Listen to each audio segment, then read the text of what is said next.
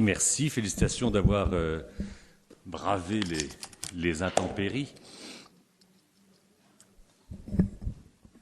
Marquez, ça vaut la peine. Pour l'information, n'a pas beaucoup d'importance, mais pour les séminaristes de Paris, je viens de commencer cette semaine un séminaire sur la littérature apocalyptique. C'est non seulement celle de Saint Jean, mais on compare aussi avec d'autres textes des évangiles ou avec des thèmes aussi que nous verrons la fois prochaine, Armageddon, le millénarisme. Et c'est assez riche. Alors là, pour cette fois-ci, nous allons rester vraiment dans le texte lui-même, en nous rappelant un peu d'où nous venons. Vous avez toujours, dans le dossier, à la dernière page ou l'avant-dernière page, il y a toujours le plan. Encore une fois, moi, le plan, je le prends comme une table des matières, donc quelque chose de tout à fait indispensable dans n'importe quel bouquin. Moi, je regarde toujours la table des matières, où j'en suis. Est-ce que j'ai bien compris ce que j'avais lu? Et pour faire un petit résumé, je trouve que la table des matières est toujours importante. Et on en est au premier tiers, finalement, d'après le plan qui se complexifie à la fin. Donc je vous rappelle que tout ce qui est au centre et en gras, c'est ce qui concerne la personne ou la révélation de Jésus ressuscité. Rappelons-nous que à la fois et la mort et la résurrection de Jésus sont les deux moments caractéristiques de toute la révélation apocalyptique. La mort sur la croix, comme étant vraiment un abîme dans la violence humaine, vous voyez, jusqu'où la violence peut aller, et malheureusement elle peut aller très très loin, et d'un autre côté, du côté divin, jusqu'où l'action de Dieu peut-elle se manifester, comment la justice de Dieu peut rencontrer l'injustice humaine. C'est ça le véritable problème qui est traité de toute façon dès les premières pages de la Bible. Au chapitre 4, nous avons tout simplement Caïn qui tue Abel. Ça a l'air de rien, Romulus et Rémus, si vous voulez. On a des situations en paroxysme. Malheureusement, on n'est pas très étonné qu'un frère tue son frère, mais le suspense, c'est qu'est-ce que Dieu fait? Comment Dieu va-t-il réagir au début de cette humanité où les frères s'entretuent? Et vous rappelez que fait Dieu avec Caïn? Mais il le protège. Vous voyez, il le protège. Touchez pas à Caïn. C'est pas parce qu'il a tué son frère qu'il faut le tuer. Il y a un espoir. Caïn peut devenir le père de la multitude, puisque finalement nous sommes tous descendants de Caïn, d'après la Bible. Nous avons tous un ancêtre assassin. Vous voyez, on a des gènes terribles, mais devant cette difficulté, cette lourdeur, etc., nous avons Dieu qui ne réagit pas comme nous aurions réagi, et qui ouvre une porte pour rétablir l'humanité dans son bon sens. Oui, donc le message, voyez-vous, de l'Apocalypse, c'est à partir de la mort injuste, bien sûr, et de la résurrection extraordinaire de ce même Jésus, nous avons les éléments principaux qui, vous le voyez, nous invitent à décrypter notre propre histoire. Parce que les frères ennemis ou les proches qui s'entretuent, c'est malheureusement la vie quotidienne. Voyez. Alors, vous vous rappelez donc au centre la révélation de Jésus-Christ comme Sauveur, qui, au nom de Dieu, vient ouvrir une porte d'espérance, et les septenaires. Les septenaires, on avait vu les sceaux, le livre ouvert. Ce livre qui est la Bible et qui ouvre ces deux points de vue. Oui, point de vue anthropologique, sans mentir, jusqu'où peut aller la violence humaine, point de vue anthropologique, comment Dieu réagit pour renverser cette violence et ouvrir à une espérance. Alors on avait le septenaire des des trompettes avec le fléau, vous vous rappelez les cavaliers, et le fléau notamment de la guerre, hein, sous toutes ses formes, guerre militaire, guerre économique, guerre psychologique. Encore une fois, on avait repéré que le monde romain, la mondialisation d'il y a 2000 ans, mettait déjà en œuvre des indices que nous pouvons parfaitement retrouver, mutatis mutandis, dans notre propre contemporanéité. Alors les septenaires donc montrent la violence des hommes et ils se terminent tous par une évocation du calvaire.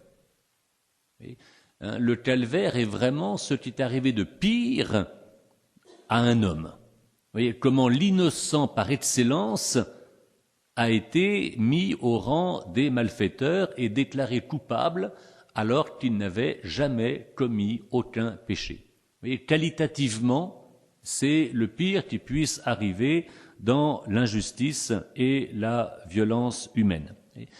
D'ailleurs, remarquez que la notion de calvaire est toujours utilisée comme archétype justement de la souffrance. Alors, quelquefois, on s'est fait mal au doigt et on vit un calvaire. Oui, faut pas exagérer.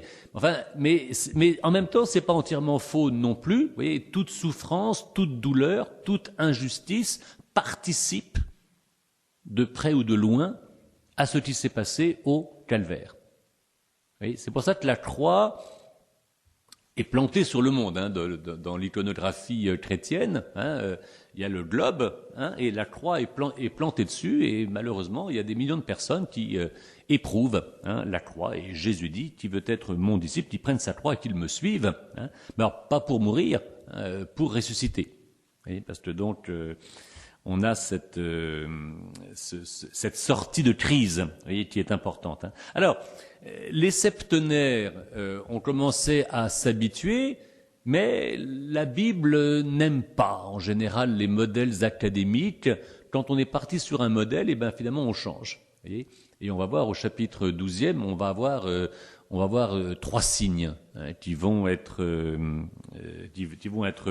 révélés, mais qui vont nous faire entrer justement dans la découverte par d'autres moyens de l'histoire humaine, de notre histoire, en nous rappelant que le but de cette étude que nous faisons dans l'Apocalyptique, c'est de déchiffrer aujourd'hui les signes de ce que nous vivons, à la fois en les analysant du côté anthropologique, très bien, en quoi c'est bien, c'est juste, c'est pas juste, et en les confrontant à la justice de Dieu. Et comment Dieu voit les choses. Et la nouveauté, ce n'est pas le point de vue humain. Celui-là, on l'expérimente, on a une tradition, on a une mémoire, on a une sagesse. Mais la grande nouveauté, c'est comment Dieu nous voit en train de nous débattre dans les violences que nous connaissons. Et au centre de l'étude de ce soir, le chapitre 12 donc reprend cette vision de la femme qui est assez célèbre parce que d'abord c'est la première lecture de la fête du 15 août, donc de l'Assomption de la Vierge Marie, reine de France, s'il vous plaît, donc une fête auquel beaucoup de gens participent en vacances en général, mais donc c'est très festif et on a une lecture un petit peu bizarre. Moi, j'ai des paroissiens que j'aime beaucoup qui, quand ils me racontent leurs vacances au mois de septembre, le 15 août, on était tel endroit, tel sanctuaire, c'était merveilleux. Quel dommage qu'il y ait cette lecture qui gâche un peu la fête. C'est un peu dommage, mais bon. Non, mais je veux dire, c'est vrai que c'est pas facile. Et si je vous disais du côté des prédicateurs, on est bien content de célébrer le 15 août, mais alors quel ennui, que faire de ce texte en première lecture si on n'est pas un peu préparé, on est un petit peu perdu, il y a le 15 août, ça fait penser à quoi encore cette femme avec la lune est sous ses pieds, le soleil au-dessus de sa tête, 12 étoiles. Où l'avons-nous encore Alors il y a Lourdes, ça rappelle un petit peu les visions de Bernadette ou de Fatima même aussi. Et puis la médaille miraculeuse, voilà. La rue du Bac, c'est plus près que Lourdes. Et de manière très étonnante, penser à la médaille miraculeuse reprend la vision de l'Apocalypse. Alors, donc voyez-vous, c'est un lieu intéressant, hein, le rue du Bac, Catherine Labouré, etc. C'est un peu énigmatique, mais justement ça nous interpelle et on va voir que l'interprétation d'Apocalypse 12 en fonction de la Vierge Marie ne va pas du tout de soi. Et c'est un des textes les plus difficiles à lire. Alors bien sûr, je remonte un tout petit peu avant le chapitre 12. Nous revenons sur la conclusion du grand septenaire le grand septenaire des trompettes, qui là encore mettait en scène, comme dans le septenaire des sceaux, mettait en scène donc cette violence humaine. On va voir comment ça se termine. Parce que Dieu intervient, vous voyez, dans cette violence, il intervient en plusieurs temps, en plusieurs vagues progressives, pour terminer avec l'Évangile. Mais l'Évangile ne descend pas comme ça tout à coup du ciel, il est préparé. Et les préparations sont aussi importantes que la décision finale. Vous voyez, les préparatifs ou la pédagogie qui précède l'Évangile est déjà très riche de ce que sera justement cet Évangile, et en particulier ce que l'Ancien Testament représente. Quand je dis l'Ancien Testament, c'est pas le bouquin, c'est pas le livre, c'est déjà la loi de Moïse, ou l'alliance entre Dieu et son peuple. Est-ce que la loi de Moïse est déjà à même de nous protéger de la violence? Alors, vous allez me dire évidemment oui, puisque au cœur de la loi de Moïse, nous avons le décalogue, dont je vous rappelle qu'il fait toujours partie du catéchisme de l'Église catholique. Et le catéchisme est toujours autour de 4 piliers, le credo, les 7 sacrements, le Notre Père et le décalogue. Et donc la loi de Moïse est toujours proposée comme un chemin pour lutter contre l'influence démoniaque qui nous met en guerre les uns contre les autres, et qui est déjà un chemin de paix. Je dis, le décalogue est à la fois simple et pas simple. Que veut dire le tu ne tueras pas? Oui. Tu ne tueras pas. Oui, c'est pas tu n'assassineras pas, c'est non, tu ne tueras pas. Oui. Et vous remarquez, c'est un futur, c'est pas ne tue pas. Tu ne tueras pas, c'est une promesse. Voyez. Que faut-il faire ou quelle relation établir avec Dieu pour être sûr de ne pas tuer? Je dis bien de ne tuer personne. Oui. Même en cas de légitime défense. Là, je me rappelais toujours à un monsieur qui est mort il y a quelques années, qui a une baraque. J'en parle tout, enfin je le cite souvent, mais pour moi c'est vraiment un type d'une très belle carrière, un type très fort, très très fort. Et puis, à 60 ans, malheureusement, terrassé par un cancer. Et donc, il a eu le temps de se préparer à la mort. Et j'ai eu l'occasion de venir le voir. Eh bien, il était plus grand que moi. Vraiment, je vous dis, une force de la nature. Eh bien, ce monsieur avait fait son service militaire en 60. Il avait participé à des combats en Algérie. Il était certain d'avoir tué quelqu'un qui lui tirait dessus. Il s'en est jamais remis. Ça lui a pourri la vie. Il a pourtant il a fait une belle carrière, il a une belle famille, etc.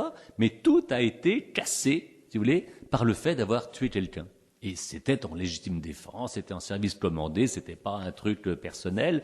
Il avait toutes les excuses. Mais en conscience, il ne supportait pas l'idée d'avoir tué. Vous voyez, jusqu'où une conscience délicate peut aller. Et c'est peut-être ça, justement, que Dieu voit. Comment arriver à honorer, vous voyez, une telle conscience qui, le cas de ce monsieur est le sien, qui devait certainement épouser quelque chose de proprement divin. Vous voyez, ce monsieur ne réfléchissait pas simplement comme un homme banal, vous voyez, il réfléchissait avec ce qu'on pourrait appeler l'esprit de Dieu, pour qui la mort de quelqu'un est insupportable. Vous voyez. Parce que pour Dieu, est-ce que Dieu affronte la mort? Oui. Par exemple, Pâques, la mer Rouge. Il a jeté à l'eau cheval et cavalier. Hein. Et qui c'est il? C'est Dieu. Et on nous dit, Dieu engloutit les soldats de Pharaon, Dieu vit les corps des Égyptiens sur la mer, et les commentaires juifs anciens ajoutent, et Dieu pleura. Vous voyez, et Dieu pleura. Vous voyez, Dieu est catastrophé de ce résultat. On nous dit que c'est lui qui a englouti les soldats de Pharaon qui poursuivaient Israël, qui asservissaient, qui étaient esclavagistes. Ils avaient tous les défauts du monde, au moins dans le livre. Donc, ils se sont mis en état d'être engloutis. Il fallait pas passer la mer Rouge à pied sec. Mais Dieu ne supporte pas. Alors, vous allez dire comment il fait? Ça, c'est son affaire. On ne peut pas se mettre à sa place. Mais il est très important, vous voyez, d'avoir ces commentaires. Dieu dit pas, c'est bien fait. Non. Et Dieu pleura. On ne peut pas se réjouir, justement, de la mort de qui que ce soit. Bon, ça, ce sont des sentiments, voyez-vous, qui ne sont pas forcément naturels. Ils ne sont pas du tout naturels. Mais ce sont des sentiments que nous sommes invités à apprendre. Pour élever un peu notre condition humaine au-delà des réflexes, de l'instinct. Comment arriver, à une délicatesse de conscience qui dépasse un tout petit peu ce qu'on arrive avec la meilleure volonté du monde à faire. On vaut mieux que ça. Voilà, ça c'est Alors, donc, en quoi sommes-nous aidés? Voyez-vous, le décalogue ne suffit pas comme ça, il faut l'intégrer, il faut se l'approprier. Alors on commence donc au chapitre 10. Alors, selon notre petite méthode, qui vaut ce qu'elle vaut, j'ai souligné les termes qui me semblent importants de discuter. Si vous l'avez déjà fait entre vous, vous êtes déjà chaud, si j'ose dire. Donc la voix, donc on comprend que cette voix, c'est une voix qui vient du ciel, et donc qui apporte quelque chose de neuf. Vous vous rappelez qu'Apocalypse, ça veut dire révélation, dévoilement. Donc c'était caché et maintenant c'est accessible. Et cette voix, oui, elle parle de nouveau. Je ne l'ai pas souligné de fait, mais j'aurais pu le faire. Il suffit pas de le dire une fois. Il faut revenir sans cesse. La Bible n'arrête pas de répéter les mêmes choses à frais nouveaux. Il faut y faire très attention à ça. Vous voyez, Genèse 1, premier récit de création, Genèse 2, deuxième récit de création. On ne peut jamais dire les choses en une seule fois, parce qu'elles concernent plus grand que nous. Vous voyez, on n'est pas dans le cartésien clair. C'est pas les idées claires et distinctes. Vous voyez, on va du visible à l'invisible, et donc il faut pénétrer progressivement en plusieurs étapes. Va prendre le livre ouvert dans la main de l'ange. Le livre ouvert. Voyez, ce livre ouvert, c'est certainement la Bible. Voyez, alors ouvert par qui? Dans l'Apocalypse. Qui ouvre le livre? L'agneau. Et l'agneau, c'est le Christ. Ça, il faut y faire très, très attention. Ce n'est pas nous, les premiers, qui décryptons la parole de Dieu. Il y a déjà les sages et les prophètes qui nous devancent et qui ont préparé le travail, mais il y a une clé décisive qui ouvre le livre. Cette clé, c'est le Messie. Le Messie est celui qui est capable d'ouvrir le livre et de nous en livrer l'interprétation. Il y a une sorte de confiance dans le Messie, le Christ, et l'idée de le suivre, de se mettre à son école. Vous savez, comme un maître à penser. Pour les plus anciens, enfin au moins ceux de mon âge, dans les années 60, j'étais un peu petit encore, mais encore plus après la guerre, on cherchait toujours des maîtres à penser. Je crois qu'aujourd'hui ça n'existe plus. Enfin, au moins il y avait cette ambition, on cherchait des maîtres à penser. Bon, est-ce que le Christ peut être considéré comme un maître à penser? Vous voyez ? Alors il est plus que ça, mais en étant plus que ça, il remplit aussi ce rôle. Jésus se présente comme un sage. Donc comme un homme qui sait faire, qui sait vivre et qui apprend à ses disciples comment regarder, comment apprécier, comment discerner, comment faire, comment agir. de manière très concrète. Et dans le domaine de l'Apocalypse, si le Christ ouvre le livre, il faut pouvoir passer par lui. Et donc, il y a une sorte de reconnaissance et de guide qui nous est proposé. La main de l'ange, donc ça veut dire aussi que la main, c'est la force. L'ange vient de Dieu. Donc, il doit y avoir une énergie divine à la clé de ce livre ouvert. Oui.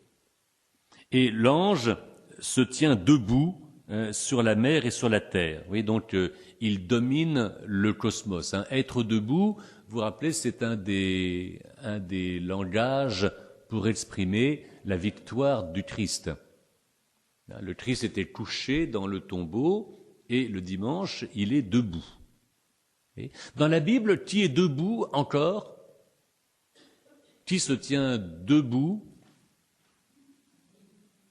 Comment? Marie au pied de la croix, par exemple. Marie se tenait. Alors justement, être debout, alors oui, que ce soit la Vierge Marie, d'autres, c'est la condition du serviteur. Oui, le serviteur est debout et il regarde si quelqu'un a besoin d'un plat, de manger, de boire, de n'importe quel désir. Vous voyez, c'est l'idée de se mettre au service.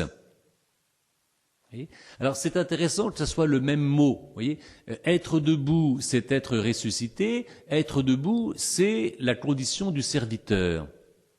Alors si on les associe, ça donne quoi? Eh bien, que le ressuscité se mette au service de ses disciples. Et on a ça plusieurs fois dans l'Évangile et c'est très surprenant. Jésus dit je suis votre maître et Seigneur, et pourtant c'est moi qui vous lave les pieds.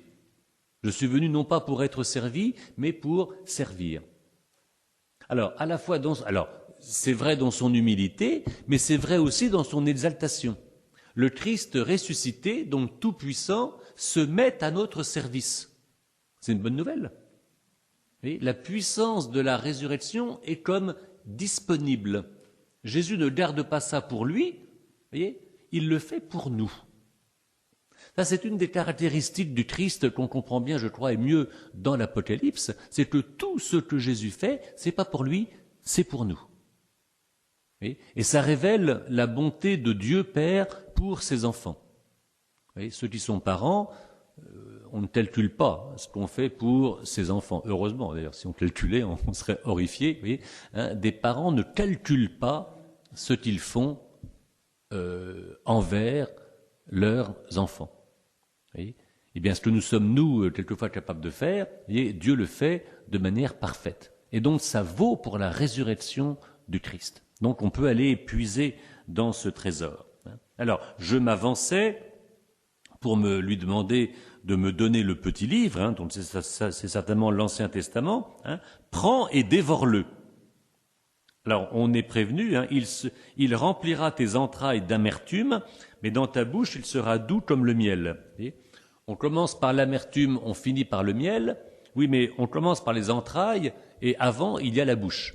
Donc, en réalité, il y a d'abord un côté agréable, le miel, et ensuite un côté désagréable, l'amertume.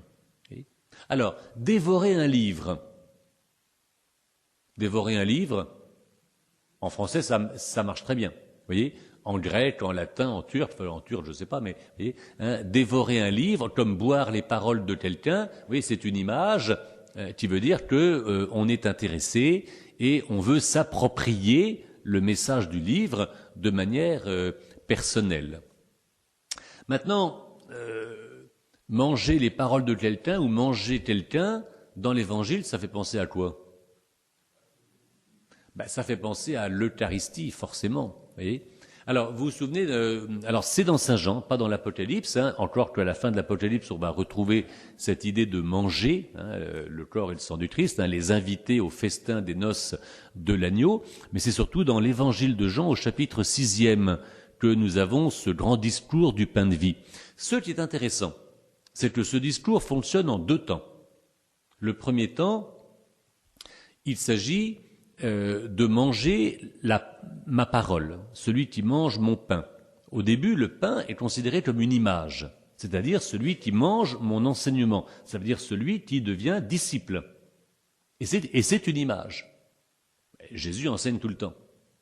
Donc vous voyez, dans un premier temps, manger les paroles de Jésus, c'est obéir à son projet.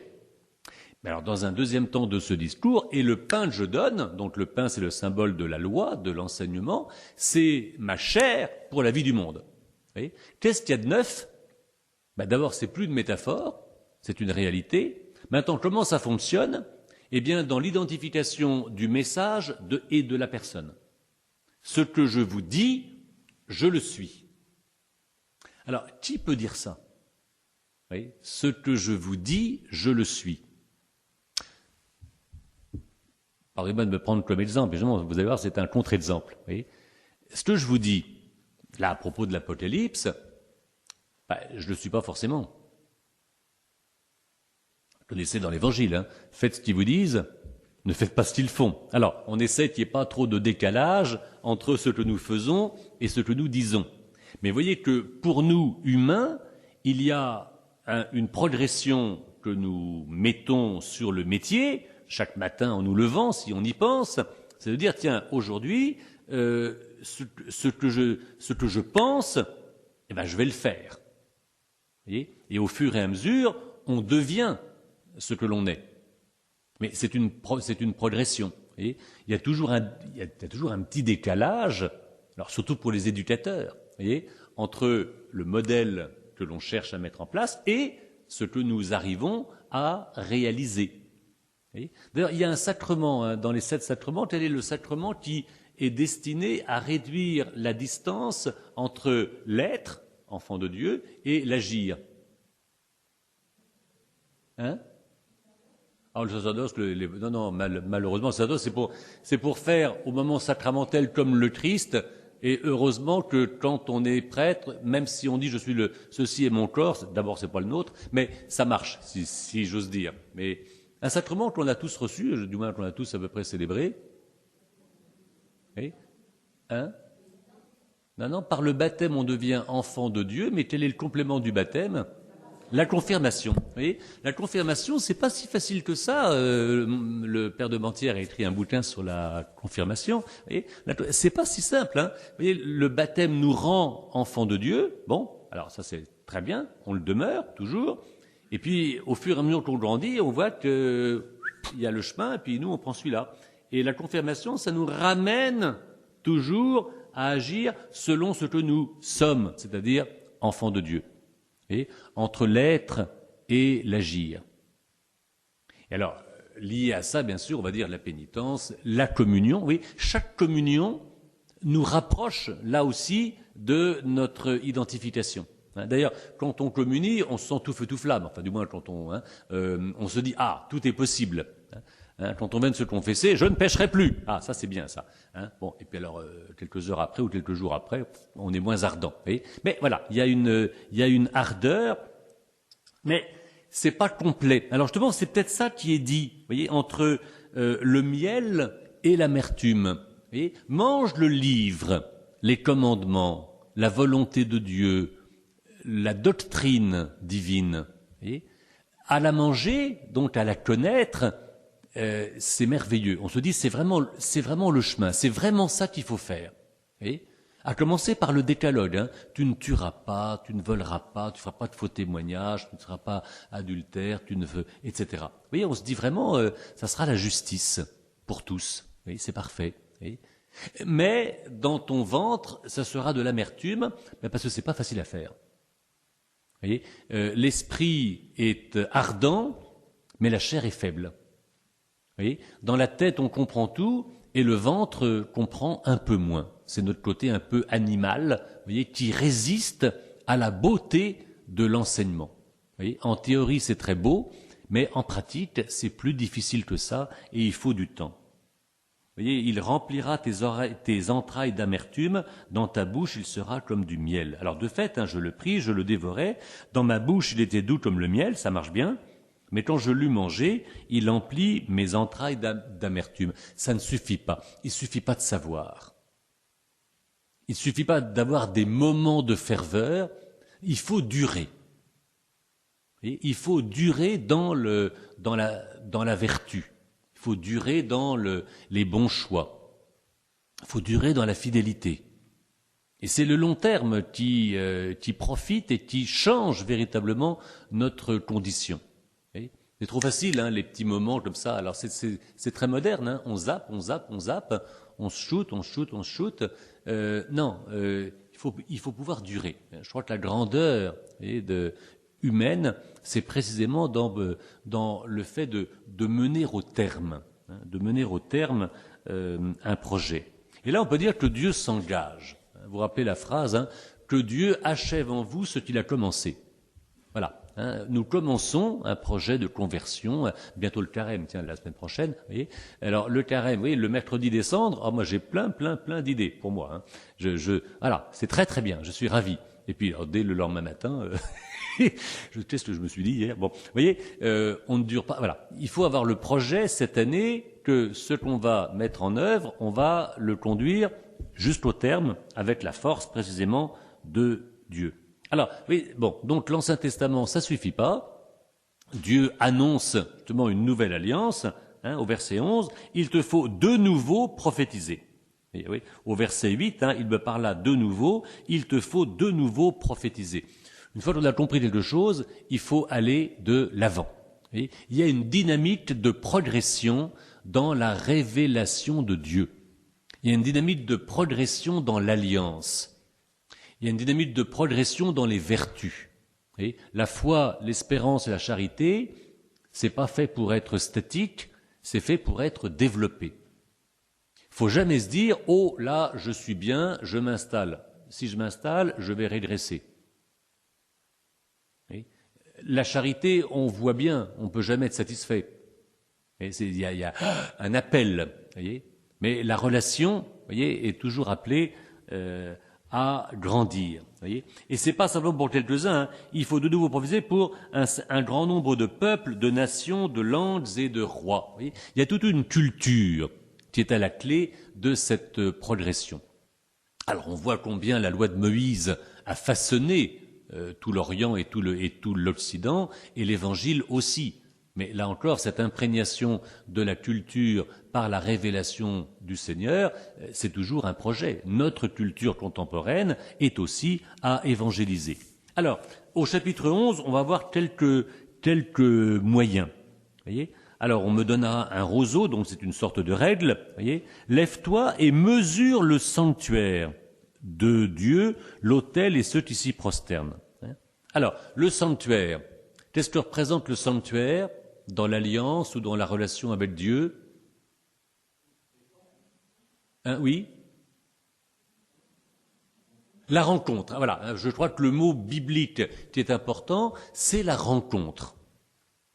Voilà. Je ne sais pas si vous lisez Saint-Pé, le dessinateur. Hein, Saint-Pé. Pas Saint-Pé, hein, Saint-Pé. Hein. Voilà. Toujours une dame qui en dit, c'est encore moi. Hein. Vous savez, on vient rencontrer Dieu. Vous voyez, dans une église, le dimanche, pour un sacrement, dans une prière dans sa chambre, on prend un moment pour rencontrer Dieu. Vous voyez, pour une présence réciproque. Et le sanctuaire s'appelle au départ la tente de la rencontre. Et c'est un mot qui est très important, hein. C'est un mot, parce que Dieu fait du chemin, on fait du chemin, et on arrive précisément à être ensemble. Il faut avoir conscience des finalités. Et on ne vient pas faire un rite, tout simplement. Hein. C'est une personne qui rencontre une autre personne. Et c'est tout à fait, c'est très sérieux. Hein. On est dans le sanctuaire. Hein. La cour du dehors, voilà, ne la mesure pas. Et elle est laissée, comment dirais-je, c'est pas l'essentiel. Et à un moment, la dimension doit être théologale. Voilà. J'ai besoin de Dieu et pas d'en dessous. Voyez. Alors, pendant 42 mois, je crois qu'on a déjà vu, alors vous savez, on va voir 42 mois, en dessous on a 1260 jours, après on aura un temps, 2 temps et la moitié d'un temps.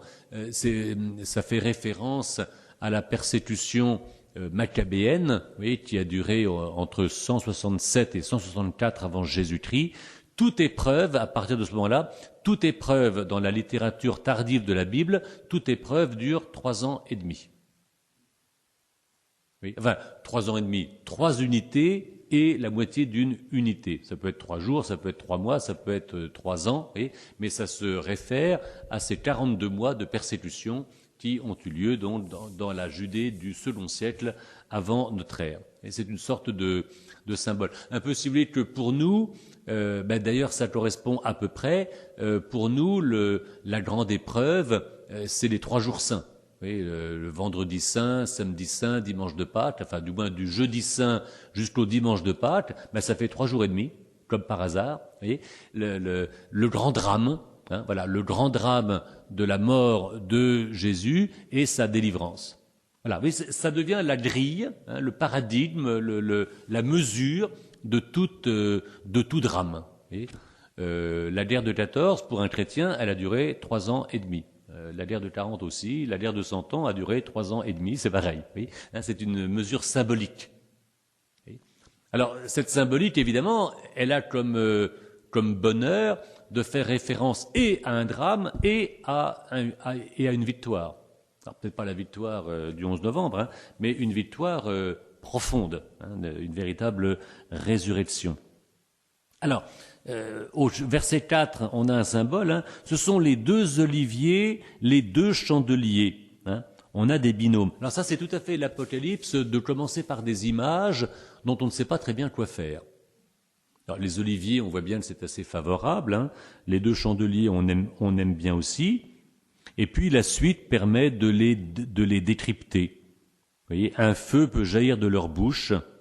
Ils ont le pouvoir de fermer le ciel, de changer l'eau en sang, de frapper la terre de fléaux. Donc les 2 personnages sont, dans la Bible, Moïse et Élie. Voilà, Moïse et Élie font des prodiges. Alors devant qui? Devant les rois, devant Pharaon, devant toutes les autorités. Oui, ils sont chargés par Dieu de le représenter devant ceux qui ont l'autorité et qui s'en servent mal. Voilà, qui veut jouer le rôle de de Moïse, voyez, ou de Élie. Bon, ça rappelle un peu Jésus devant Pilate, ou Jésus devant Caïphe, ou Jésus devant Hérode. Oui, ce sont des confrontations entre la lumière et la ténèbre, entre la vérité et le mensonge, entre la justice et la violence, qu'on est amené quelquefois à incarner aussi. Oui, c'est une sorte de combat. On représente, on peut être amené à représenter Dieu. Voilà, par le témoignage. Alors, c'est sympathique d'être comparé à un olivier ou à un chandelier. L'olivier, son huile, sa douceur, etc. Le chandelier, sa lumière, sa beauté, Vous voyez, ce sont des images, il faut se demander, voilà, est-ce que je suis un olivier pour quelqu'un? Est-ce que je suis un chandelier pour quelqu'un? Voilà, une espèce d'examen de conscience ou un projet de carême. Vous voyez, si vous cherchez des idées sans me mettre à la place de votre curé, qui n'a pas le monopole, voilà.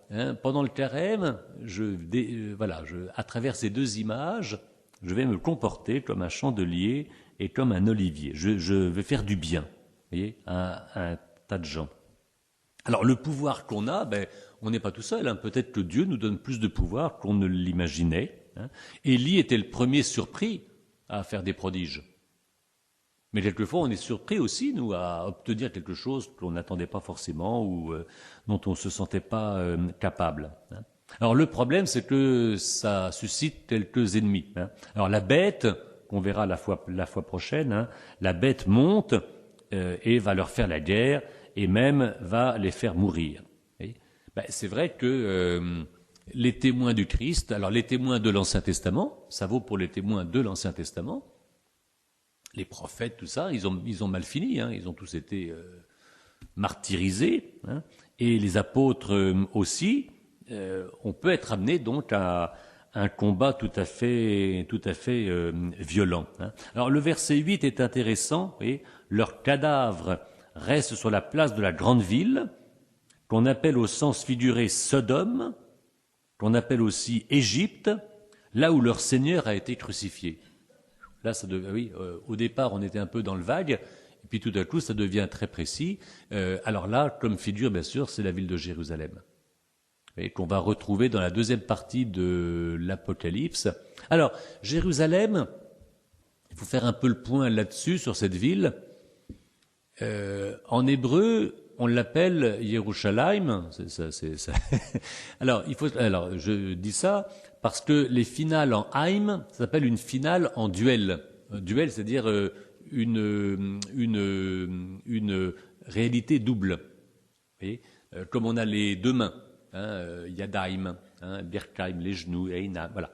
Ça marche par deux. Il y a deux Jérusalem. Vous voyez, alors, vous pouvez la dédoubler comme vous voulez. Il y a celle d'en bas, il y a celle d'en haut. Ça sera pour la fin de l'Apocalypse.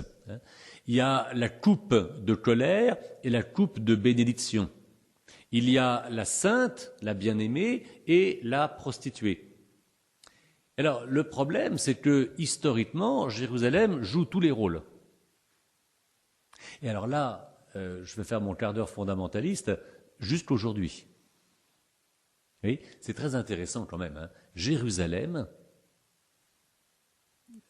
focalise l'attention du monde, comme aucune autre ville, même New York, Séoul, Bagdad et je ne sais pas quoi. Vous voyez, tout ce qui se passe à Jérusalem fait la première page des journaux. Et Jérusalem reste l'occasion ou la cause d'à peu près tous les conflits. Guerre palestinienne, guerre israélienne, guerre ceci, cela. 2000 ans après, cela continue. Et Jérusalem, pour tous ceux qui y sont allés, ou tous ceux qui méditent un petit peu le sens de cette ville, c'est à la fois la meilleure et la pire. Il se passe les meilleures choses, il se passe les pires choses. Tout là-bas connaît une sorte d'excès. Et quand ça se passe mal, on vous dit c'est ce qu'il y a de pire. Quand ça se passe bien, c'est la plus sainte. Vous voyez, c'est tout à fait extraordinaire comme lieu d'observation. Et telle est dans la Bible la colline qui sert de lieu d'observation pour ce qui s'y passe, le mont des Oliviers. Et le mont des Oliviers, la montagne à l'est de la ville, qui domine, qui est plus haut que le temple, et qui permet de méditer sur ce qui s'y passe. C'est là que Jésus fait ses plus beaux miracles, mais c'est là qu'il est crucifié. C'est là qu'il ressuscite. Et c'est là aussi où les apôtres seront martyrisés. Vous voyez, le meilleur et le pire se passent dans la même ville. C'est une sorte d'observatoire, ou Jérusalem comme oratoire, lieu de prière pour les pèlerins, et une sorte de laboratoire pour observer la dynamique de justice et la dynamique de la violence.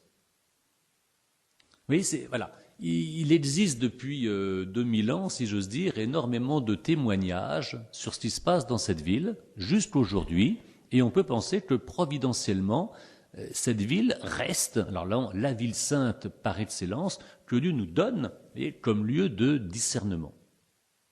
J'avoue que je remercie le bon Dieu d'avoir eu l'occasion d'y passer du temps, mais beaucoup de temps ou peu de temps, c'est pas l'importance. L'idée, c'est de repérer quelle est la pédagogie de cette ville. Vous voyez donc, on peut l'appeler Sodome, comme dans les prophètes. Vous voyez, les prophètes vont traiter Jérusalem de Sodome et de Gomorrhe, et en même temps de bien-aimés, de fiancés, de préférés, etc. Et on verra à la fin de l'Apocalypse, on va de nouveau retrouver cette double dynamique. On verra ça au chapitre 17. Viens, je vais te montrer la prostituée, alors la grosse bête affreuse. Chapitre 21. Viens, je vais te montrer la bien-aimée. Et je crois que l'idée, c'est que les deux figures ne sont qu'une. Et ce qu'est capable de faire Dieu, c'est que la prostituée va devenir la bien-aimée. Ce que Dieu fait, c'est de nous transformer. Et ça, c'est vraiment la bonne nouvelle. Vous voyez, ce monde qui peut être aussi épouvantable, doit devenir un lieu de bonheur. Ça, c'est le projet de Dieu. Et d'y croire permet de puiser une formidable énergie, parce que sinon, ça serait une sorte de fantasme sans dynamique. Non, ça, c'est le projet de Dieu, il y arrivera. Alors, si on entre à son service pour ça, ça peut être intéressant. Alors, le sort du Christ, évidemment, qui est mentionné ici, là où le Christ a été crucifié, en est comme le signe, puisque celui qui a été condamné et assassiné va ressusciter. Vous voyez ? Et il bénit cette ville, dont il ne dit pas, bande de salauds, je me venge sur vous. Pas du tout. Vous voyez ? Rappelez-vous la première phrase du Christ ressuscité à Jérusalem. Le premier mot, paix. Alors on dit, c'est bien. Non, c'est pas bien, c'est un scoop. C'est un scoop. Rappelez-vous que ceux à qui on a commencé à dire que Jésus était ressuscité, c'était pas forcément une bonne nouvelle. Vu ce qu'on lui a fait, s'il revient, c'est une catastrophe. Comment il va réagir ? Il va se venger.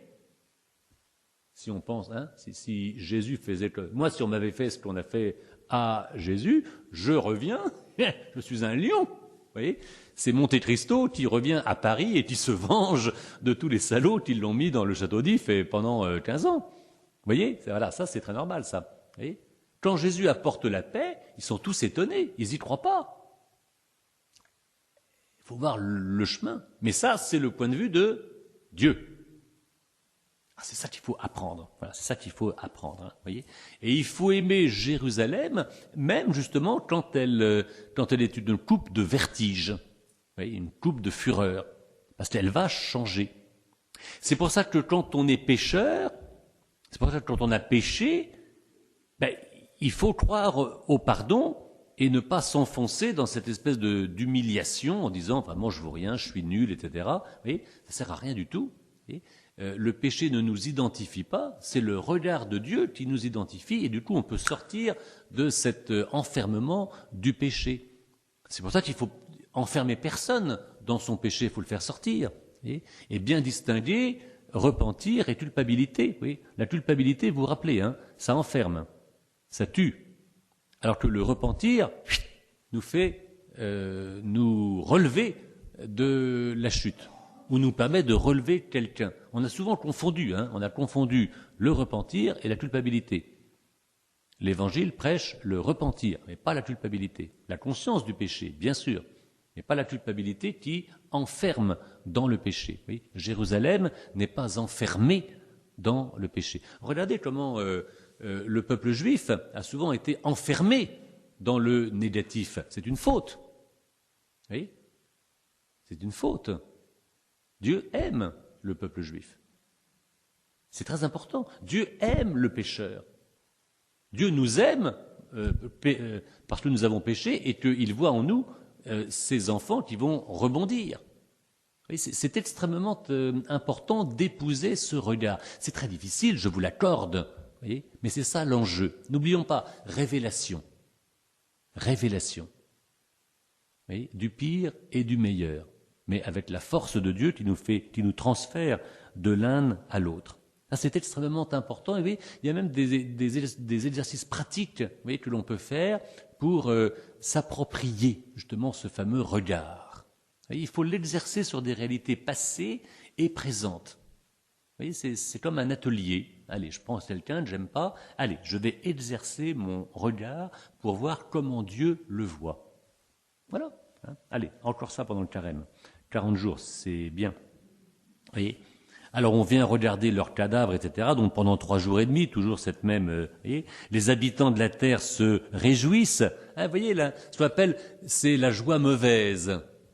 On se réjouit de la défaite, on se réjouit du mal qui est fait par quelqu'un. C'est effrayant. Alors ça ne dure pas. Verset 11, après 3 jours et demi, toujours l'épreuve, un souffle de vie venu de Dieu entra en eux, ils se dressèrent sur leurs pieds, une grande crainte tomba sur tous ceux qui les regardaient.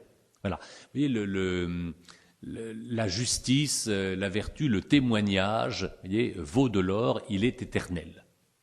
Là, il y a toujours un temps d'incompréhension, Et on a vraiment l'impression, et on est vraiment à contre-courant, et puis un moment, justice est faite. Alors ce retournement de situation, c'est ce qui est appelé souvent dans la Bible la vengeance. La vengeance, vous vous rappelez, c'est le rétablissement de la justice, bibliquement. Vous voyez, la vengeance biblique est un mot merveilleux, c'est le rétablissement de la justice. C'est Pâques. Vous voyez, la vengeance de Dieu, c'est la résurrection de Jésus. Celui qu'on prenait pour un coupable, maintenant il est innocent. Il était mort, il est vivant. Voilà, ça c'est la vengeance au sens divin du terme. Retournement de situation, et c'est le point de vue, bien sûr, des victimes, et non pas des bourreaux.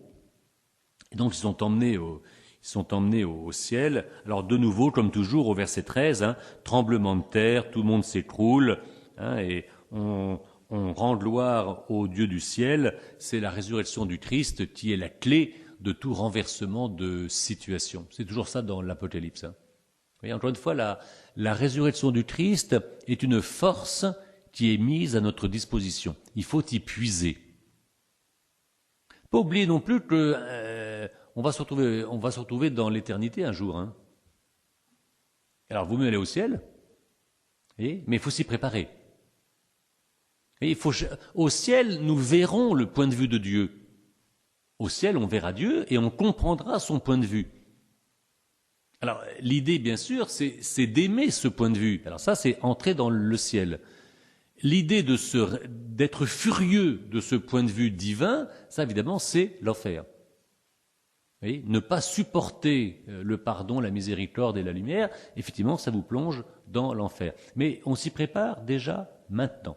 Il y a une sorte d'option, vous voyez, pour épouser le regard de Dieu qui est capital. Donc, alors, la fin, c'est le psaume qu'on chantera. Alors, au chapitre 12, vous voyez, on arrive sur un signe. Alors, il y a un premier signe au verset 1, un deuxième signe au verset 3. Alors, c'est dans le ciel. Une femme cosmique, soleil, lune, étoile. Alors, qu'est-ce que c'est que cette femme? Une femme. Quand est-ce qu'on parle d'une femme dans la Bible, les grands archétypes féminins? Alors Ève, oui, alors là on a déjà tout dit. Oui, première idée, Ève. Et alors après il y aura une nouvelle Ève, Marie. Mais avant Marie, il y a d'abord Ève. Alors on va faire cet exercice et on va faire fonctionner la typologie d'Ève, un peu comme Adam, donc la première femme. Ève qui veut dire d'ailleurs la vivante. Vous voyez, la vivante. C'est pas mal, Et le nom de Ève veut dire la vivante, Chava, Chaim, la vie. Alors, une femme, alors, le soleil pour manteau, la lune sous ses pieds, une couronne de 12 étoiles. Qu'est-ce que ça représente, ça, voyez-vous? Alors, pour Ève, vous voyez, une femme entourée comme ça des grands éléments cosmologiques. Qu'est-ce qu'on peut en faire?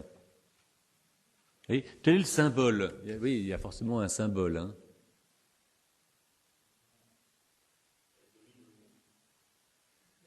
Alors, le monde, oui, soleil, lune, étoile. Il n'y a pas l'idée. Alors, oui, l'idée de domination est-elle nécessaire? Et c'est une femme, c'est une femme dans le monde. Et c'est une femme qui vit dans le monde, qui est au cœur du monde. Oui, tout à fait. Ça, c'est très intéressant. Et d'ailleurs, c'est génial. Vous voyez, quand Dieu prend Adam et Ève, il leur demande de nommer le monde. Moi, j'aurais été Dieu, j'aurais dit, ça c'est une girafe, ça c'est un éléphant, ça c'est une rose, ça c'est une pivoine. Et là, pas. D'ailleurs, c'est comme ça dans le Coran. Dans le Coran, Dieu apprend à Adam le nom des choses. Dans la Bible, c'est autre chose. Dans la Bible, Dieu demande à Adam de nommer. Vous voyez notre responsabilité. Dieu nous prend proche de lui. Il nous confie le monde. Alors pour le dominer, il faut voir le verbe. Vous voyez, il nous confie le monde. Vous voyez, nous vivons dans un monde. un monde cosmique. C'est vrai que l'observation des étoiles, etc., c'est quand même très intéressant. Alors il y a le cosmos, il y a le macrocosme et le microcosme, et on peut dire que l'humanité judéo-chrétienne s'est shootée très fortement pour nommer toute chose. C'est le côté scientifique qui est à la clé de la Bible. Voilà, une femme. Et alors, elle est enceinte et elle crie dans les douleurs et la torture de l'enfantement. Ça correspond à qui, ça? Ève. Et où avec malheureusement, alors ça, pardonnez-moi du côté masculin, mais effectivement, oui, l'accouchement, alors je sais bien qu'il y a des techniques modernes qui améliorent la chose, d'être enceinte et d'accoucher, c'est quand même pas simple. Enfin, c'est pas simple. Toutes celles qui l'ont fait savent que c'est une expérience tout à fait extraordinaire. Vous voyez, il faut le prendre très au sérieux dans sa symbolique et aussi dans sa chair. Vous voyez. Mais ça nous est représenté à la fois comme un immense bonheur et en même temps comme un drame. Et les deux sont liés. On retrouve toujours ça, vous voyez, l'idée de lumière et l'idée d'épreuve. C'est comme ça. Ça fait pas. Mais alors, est-ce que ça évoque la Sainte Vierge? Est-ce que ça évoque la Sainte Vierge, ça? Elle est enceinte, écrit dans les douleurs et la torture d'un enfantement. Ben non. Et où Marie l'appelle toujours vierge, et n'a pas enfanté le petit Jésus dans les douleurs de l'enfantement, dans toute la tradition chrétienne. Son enfant n'est pas de Joseph, et elle l'enfante de manière tout à fait mystérieuse. Alors, cela dit, disons les choses tout de suite, puisque, notamment la médaille miraculeuse, puisque le 15 août, est-ce qu'on peut parler d'un enfantement avec douleur pour Marie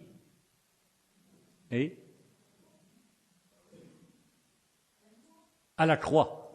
Alors, à la croix, voilà, vous voyez, alors, c'est pas Noël qui est visé. Par contre, alors ça c'est dans Saint Jean, on nous dit que auprès de la croix, Marie se tient. Et comment est-elle appelée? Par Jésus, femme. Elle est appelée femme. Donc, vous voyez, il eut une femme, et Jésus, comme par hasard, dans Saint Jean, appelle, alors 2 fois, la première fois aux noces de Cana, femme, que me veux-tu? Alors, c'est certainement pas historiquement ce qu'il a dit. C'est Saint Jean qui reprend des mots un peu différents, parce qu'il ne faut pas exagérer non plus. Mais c'est toute la signification. À Cana comme à la croix, Marie représente la femme par excellence, c'est-à-dire la mère de toute humanité. Alors pourquoi à Cana? Parce que c'est la symbolique de l'alliance. Celui qui vient du côté de Dieu, c'est Jésus, et celle qui représente toute l'humanité, c'est Marie. D'ailleurs, quelle est la grande phrase que Marie dit à Cana? Faites tout ce qu'il vous dira. Qui avait déjà dit ça dans la Bible? 2 fois de suite. C'est Israël au Sinaï. Lorsque Dieu propose le décalogue, Israël répond d'une seule voix, tout ce que Dieu a dit, nous le ferons. Voyez-vous, ça c'est Marie représente tout Israël qui est totalement d'accord pour faire tout ce que Dieu dit. Et Exode au chapitre 19 et au chapitre 24. Il y a même cette inversion, tout ce que Dieu a dit, nous le ferons et nous écouterons. Naaseh venishma en hébreu. Vous voyez, alors généralement on traduit bêtement, on traduit pour éviter ce paradoxe, mais il faut garder le paradoxe. Nous ferons et nous écouterons. Normalement, on écoute et on fait. Là, on est tellement prêt à tout qu'on le fera même avant d'entendre. Vous voyez, c'est avec toi j'irai au bout du monde. C'est un cri d'amour. Vous voyez. Et Marie, à Cana, reprend la voie d'Israël. Donc, vous voyez, alliance du Sinaï, nouvelle alliance au temps messianique. Maintenant, il suffit pas de le dire. Voilà. Vous voyez, c'est comme le petit livre qui, dans la bouche, fait du miel. Oui, mais après, dans les entrailles, c'est de l'amertume. Il suffit pas de le dire, faut le faire. Et pour ça, il faut pas simplement l'entendre de l'extérieur, il faut renaître. Il y a une sorte de naissance, pour s'approprier l'Évangile. Et là, Marie est appelée la mère, puisque le disciple est appelé son fils.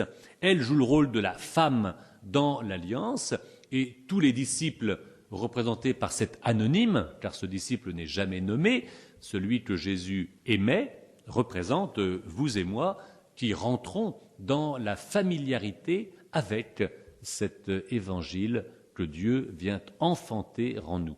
Pas de l'extérieur, mais de l'intérieur. Oui, là encore, je vous parlais de l'olivier et du chandelier. Oui, comment pouvons-nous être un doux olivier? Comment pouvons-nous être un chandelier qui illumine? Pas à la force du poignet, voyez, mais en nous laissant reconstruire par l'Évangile, en laissant Dieu exister profondément dans notre intérieur. Voyez, venir en dialogue avec notre conscience. C'est là où il se passe quelque chose avec Dieu. Dans le secret, tu m'apprends la sagesse. Dieu vient à l'intime.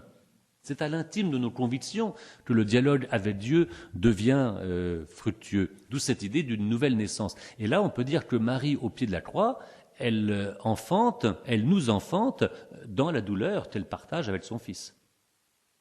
Et donc, c'est pas Noël, c'est Pâques. Alors, historiquement, c'est vrai que les pères de l'Église ont beaucoup rechigné à adapter Apocalypse 12 à la Sainte Vierge à cause de cette fameuse histoire d'enfantement. Et là encore, ce n'est pas de la mythologie, vous savez, c'est quelque chose auquel tous les chrétiens ont toujours tenu comme un véritable trésor. Ça peut paraître extravagant, et moi je n'ai pas l'explication, vous voyez, que Jésus est né sans causer de douleur à sa mère, mais c'est quelque chose qu'on a toujours tenu. C'est même pas défini dogmatiquement, tellement c'est le trésor de l'Église. Voyez-vous? Mais alors ça renvoie ensuite donc à cette autre naissance, donc au calvaire. Alors maintenant, pourquoi ce drame, etc. Un autre signe dans le ciel. Alors un grand dragon. Alors ça c'est vraiment tout le japonais, chinois. Un grand dragon rouge-feu. On a déjà vu un cavalier rouge-feu là au chapitre 6. Avec 7 têtes et 10 cornes. Oui, et sur chacune des 7 têtes, un diadème. Alors vous voyez, on voit ici assez facilement un pouvoir royal, vous voyez, l'idée du diadème, et ce côté rouge-feu est très négatif, comme au chapitre 6e, et donc ça représente le diable. Alors sa queue entraîne, comme au chapitre 6, le tiers des étoiles. Vous souvenez, vous vous souvenez de ce qui caractérise le diable par rapport à Dieu? Qu'est-ce qu'il refuse? Il refuse que l'homme soit fait à l'image de Dieu. Et il refuse encore plus la moindre idée de l'incarnation, que le Verbe éternel se fasse Dieu. Alors ça, non. Et pour le diable, entre Dieu et l'homme, il y a une séparation, ils n'ont rien à faire ensemble. Alors que pour le christianisme, l'alliance entre Dieu et l'humanité, c'est le principe et fondement. Qui se ressemblent, s'assemblent. Or, les hommes, même pécheurs, ressemblent à Dieu. Ah, ça, c'est notre conviction. Le diable ne supporte pas ça. Alors évidemment, le problème, vous voyez, au verset 4, c'est que le tiers des étoiles, donc c'est les anges, sont pécheurs, mais ils sont précipités sur la terre. Vous comprenez? Quand ils étaient au ciel, c'était pas gênant, mais quand le démon vient sur terre, c'est tout à fait gênant. Et le dragon, alors qu'est-ce que fait-il? Devant la femme qui allait enfanter, se posta pour dévorer l'enfant dès sa naissance. Oui. Alors elle mit au monde un enfant mâle, qui sera le berger des nations, etc. L'enfant fut enlevé jusqu'auprès de Dieu, la femme s'enfuit au désert pendant 1260 jours. Qu'est-ce que c'est que tout ça?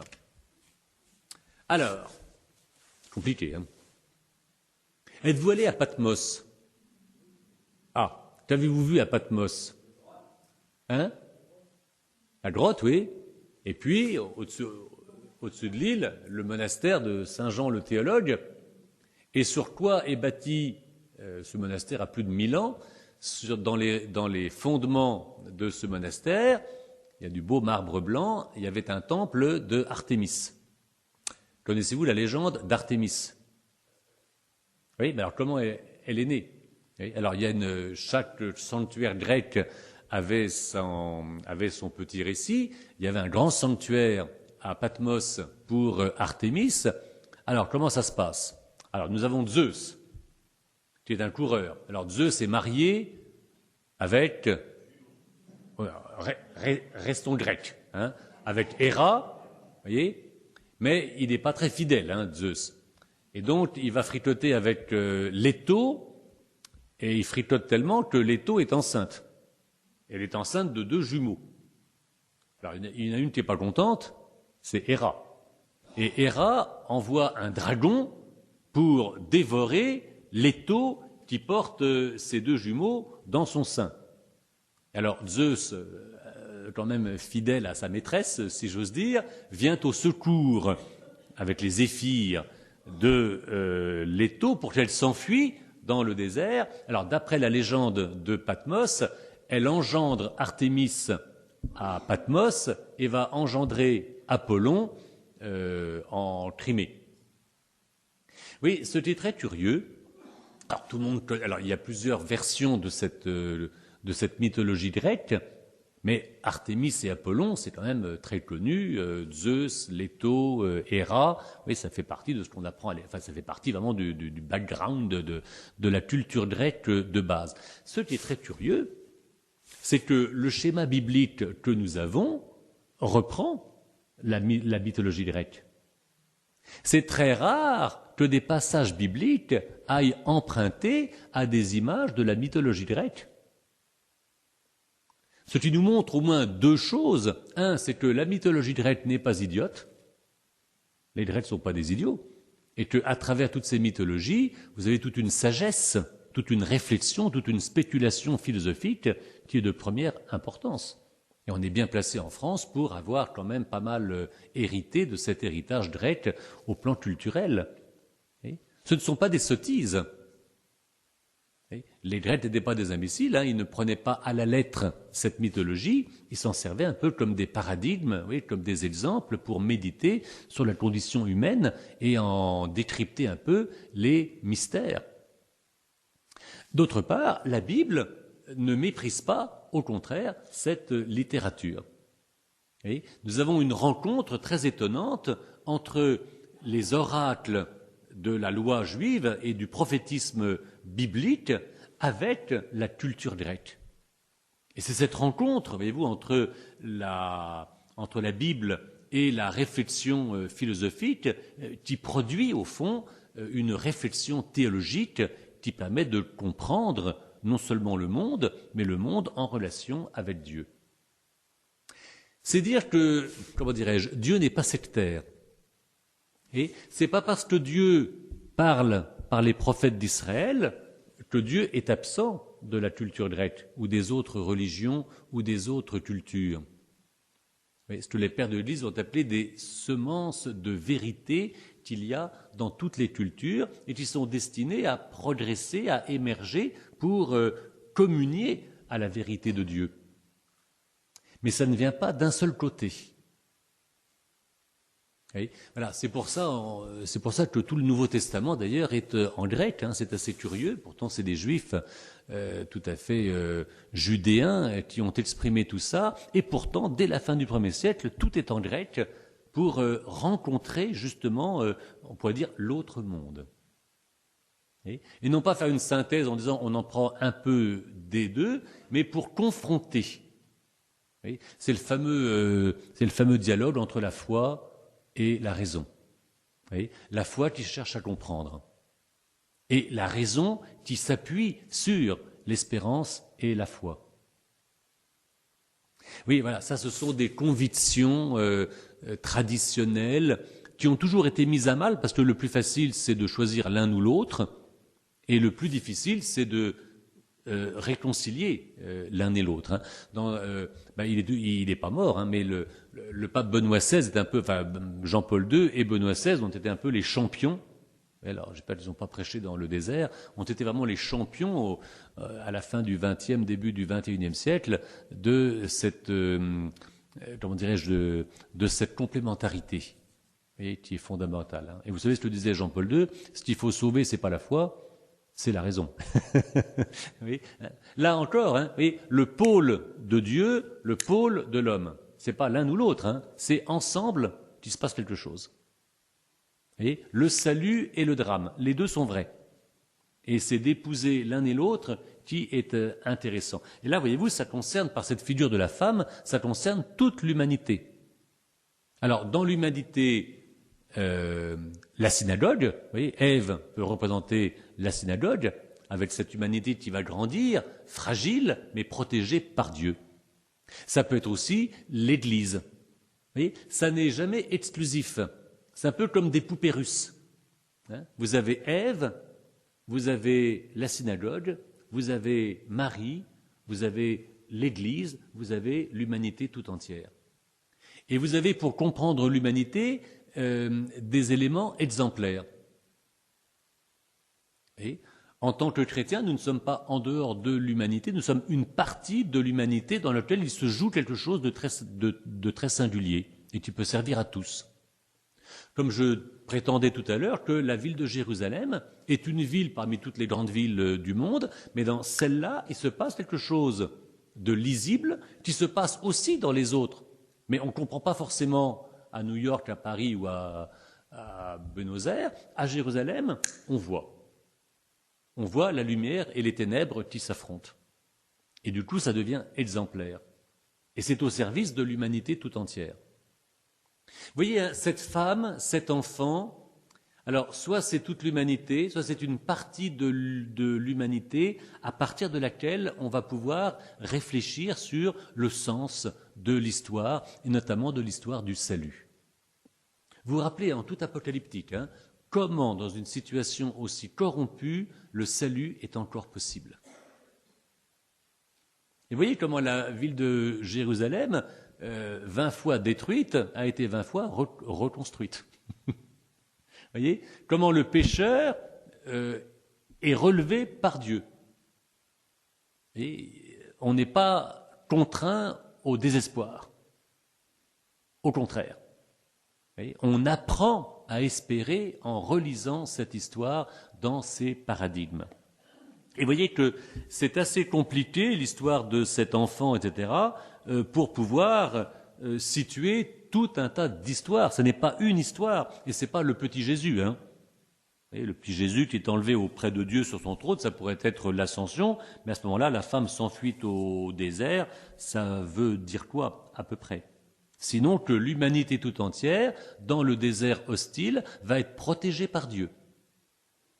Voilà. Dans le combat, dans l'épreuve, dans l'oppression, nous sommes protégés par Dieu. Ça, il faut se demander comment. Dieu nous assure de sa protection. Alors, c'est vrai ou c'est pas vrai? Mais là, il n'y a pas de réponse théorique. Oui, il y a peut-être une réponse théorique pour dire oui, je le crois. Maintenant, comment c'est vrai pour moi? Ça, c'est intéressant. Vous voyez que Et alors, à ce moment-là, le diable, à partir du verset 7, est considéré comme le vaincu. Ça, c'est très important aussi. Vous voyez, la figure diabolique, loin d'être considérée comme une sorte d'autre dieu, un dieu du mal, qu'on appelle donc le dualisme ou le manichéisme, le diable, dans l'Apocalypse, est vaincu. Vous voyez, au verset 8, vous voyez, il ne fut pas le plus fort, il n'y a pas de place dans le ciel, et le grand dragon, le serpent des origines, celui de la Genèse, qu'on nomme le diable, Satan, vous voyez, le sépareur, ou le séparateur, ou le séducteur du monde entier, fut rejeté. Donc, le diable est dénoncé comme quelqu'un de vaincu. Ça, c'est très important parce que moi, par expérience au catéchisme, je me suis aperçu que les enfants qui arrivaient au caté ne connaissaient pas grand-chose sur le bon Dieu, ni sur les saints, mais ils savaient une chose, c'était le diable. Ils avaient peur du diable. Vous voyez ? Ça, c'est de l'anti-catéchèse, voyez-vous. On ne doit parler du diable que quand on a montré que le vainqueur s'appelait Dieu et que Jésus était ressuscité. À ce moment-là, on peut dire, attention, il y a un ennemi. Mais l'ennemi est déclaré comme étant perdant. C'est un loser. Vous voyez, c'est tout à fait fondamental dans l'éducation pour ne pas tomber justement dans ces deux principes équivalents que seraient le bien et le mal. Vous voyez ? Le mal, vous voyez, est vaincu par Dieu et nous sommes héritiers précisément de cette victoire. Alors, une fois ça, oui, si on reprend, alors il y a toujours des versets du chant qu'on va chanter pour conclure, mais je reprends au verset 13, et quand le dragon vit qu'il était jeté sur la terre, il se mettait à poursuivre la femme. Donc, vous voyez, toute l'humanité se trouve toujours agressée par les tentations, vous voyez, pour nous faire chuter. Alors furent données à la femme les 2 ailes du grand aigle. Alors, c'est quoi ces 2 ailes ? Vous voyez, alors il faut faire des hypothèses. Hein. Qu'est-ce que Dieu donne ? Vous voyez, ils furent donnés, un passif, hein, donc c'est par Dieu, les 2 ailes. Donc la femme représente l'humanité de l'Ancien Testament, l'humanité du Nouveau Testament. Qu'est-ce qu'il y a comment symboliser ces 2 ailes ? Qu'est-ce que représentent ces 2 ailes ? Alors, pour l'Ancien Testament, Moïse, très bien, voilà. Hein, une fois qu'on a compris, hein, vous voyez, c'est la loi et les prophètes. Vous voyez, la loi et les prophètes sont déjà donnés comme étant capables de nous faire résister aux tentations diaboliques. Vous voyez, la loi nous dit le bien à faire et le mal à ne pas faire. Il suffit pas de savoir, mais c'est déjà pas mal. C'est déjà pas mal. C'est pas le tout, mais c'est utile. Vous voyez, plus tout ce qui va à côté, on pourrait dire le temple, etc. Vous voyez, tous les signes de l'Ancien Testament sont positifs. L'élection, le fait d'être choisi par Dieu, ça c'est bien ça. Vous voyez, ça nous garantit justement qu'on peut lutter. Pour les chrétiens, dans la Nouvelle Alliance, on pourrait aussi multiplier, ça peut être les sacrements et puis l'Église. Voilà, vous voyez, toutes les aides, vous voyez, qui nous sont données pour maintenir le cap et lutter contre les tentations. Les tentations qui représentent un temps, 2 temps et la moitié d'un temps, hein, toujours donc le temps de l'épreuve.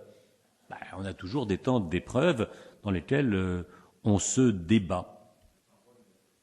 Voilà, l'écriture et la tradition, très bien. Vous voyez, tous les binômes que l'on peut trouver. Alors, c'est pas exclusif, hein, mais voilà, il y a plusieurs exemples que l'on peut trouver pour dire nous sommes bien équipés. Alors, comment la Bible est une réserve pour lutter contre Satan, comment la tradition, le catéchisme, voilà, nous arme de manière contre Satan aussi. Alors le diable est furieux, il vomit un fleuve d'eau, et ça rappelle un peu la mer Rouge, hein, qui aurait dû engloutir le peuple juif, hein, mais pas du tout. La terre vint au secours de la femme. Ben oui, la femme avec le soleil, la lune et les étoiles, c'est une femme cosmique, et Dieu a bien fait le monde, pour qu'on s'en sorte, et la terre engloutit ce fleuve destructeur qui fait que la femme va être sauvée. Hein. Mais il se met en colère, il n'est pas content, et part faire la guerre au reste de sa descendance, vous voyez, à ceux qui observent les commandements de Dieu et gardent le témoignage de Jésus. Mais observer les commandements, la Torah de Moïse, le décalogue, et garde le témoignage de Jésus. Jésus s'est remis entièrement dans les mains de Dieu et il a été ressuscité de la mort. Et on pourrait dire aussi Ancien et Nouveau Testament, hein, dans les 2 ailes qui nous sont données. Voilà, vous voyez cette connaissance des vertus, du bon chemin et la puissance de la résurrection du Christ qui nous permet de les mettre en œuvre. Alors pour finir, nous avons un cantique, vous voyez, comme au chapitre 4 et 5, hein, il y avait des petits bouts de cantiques qui étaient rassemblés. Alors dans la prière de l'Église, c'est pour les vêpres, le chapitre 4 et 5, c'est les vêpres du mardi, et dans les chapitres 10, 11 et 12, ce sont les vêpres du jeudi. Donc c'est aujourd'hui, hein, les vêpres, le 3e cantique des vêpres, c'est ce cantique que nous avons avec l'action de grâce, nous te rendons grâce au notre Dieu. Alors vous voyez, ce qu'on chante, donc il y a 4 strophes de 5 lignes, reprend en fait les chapitres 10, 11 et 12 que nous avons lus. Vous voyez, donc ces 2 pôles, ce combat et toutes les aides que Dieu met à la disposition de l'humanité tout entière, en particulier par le signe de la synagogue puis de l'Église, pour arriver à être bien équipé, pour maintenir le cap de la justice et de la paix face aux tentations des divisions, de la guerre et de la violence. Voilà. Et comment la victoire du Christ nous assure qu'on n'est pas à 50-50, non, on est complètement ordonné à vivre selon la justice et le droit. Nous sommes faits pour le bonheur et pas pour le malheur. Il n'y a pas d'indifférence. Nous sommes, comment dirais-je, nous sommes orientés, vous voyez, par la volonté de Dieu vers la paix. Ce qui veut bien dire que quand on ne la fait pas, ça veut dire qu'on se détourne de notre vocation. On n'est pas fait pour. Alors, on va chanter ça à peu près. Il y a un refrain. Nous te rendons grâce, ô notre Dieu. Nous te rendons grâce, ô notre Dieu. À toi nous rendons grâce, Seigneur Dieu de l'univers. Toi qui es, toi qui étais. Tu as saisi ta grande puissance et pris possession de ton règne. Le refrain. Nous te rendons grâce, ô notre Dieu. Les peuples s'étaient mis en colère, alors ta colère est venue, le temps du jugement pour les morts. Le temps de récompenser tes serviteurs, les saints, les prophètes, ceux qui craignent ton nom, les petits et les grands. Nous te rendons grâce, ô notre Dieu. Maintenant voici le salut et le règne et la puissance de notre Dieu. Voici le pouvoir de son Christ. L'accusateur de nos frères a été rejeté, lui qui les accusait jour et nuit devant notre Dieu. Nous te rendons grâce, ô notre Dieu. Ils l'ont vaincu par le sang de l'agneau, par la parole dont ils furent les témoins, renonçant à l'amour d'eux-mêmes jusqu'à mourir. Soyez donc dans la joie, cieux et vous, habitants des cieux. Nous te rendons grâce, ô notre Dieu. Gloire au Père et au Fils et au Saint-Esprit, pour les siècles des siècles. Amen. Nous te rendons grâce, ô notre Dieu. Voilà, vous voyez l'espèce de résumé un peu de toutes les forces hostiles, donc vaincues par Dieu, mais qui nous font peur, et puis toute la réserve d'énergie qui sont communiquées par Dieu par tous les signes, notamment de la révélation de l'Église, des sacrements et de l'Évangile. Voilà un beau programme. Je cherchais quoi faire pour mon carême, j'ai trouvé. Donc, soyons les oliviers et les chandeliers pour notre quartier et pour notre monde. Ça vous va ? Amen. Voilà, bon carême. Alors, on se verra juste après Pâques. Ça sera le jeudi de Pâques et on lit l'Apocalypse à Pâques. Donc, la prochaine fois, on aura les bébêtes, mais vous allez voir, Armageddon ne nous aura pas. Allez au cinéma voir les films sur Armageddon, etc. Là, c'est terrible. Mais vous allez voir, il y a une solution. Il y a une explication. Voilà, bon temps.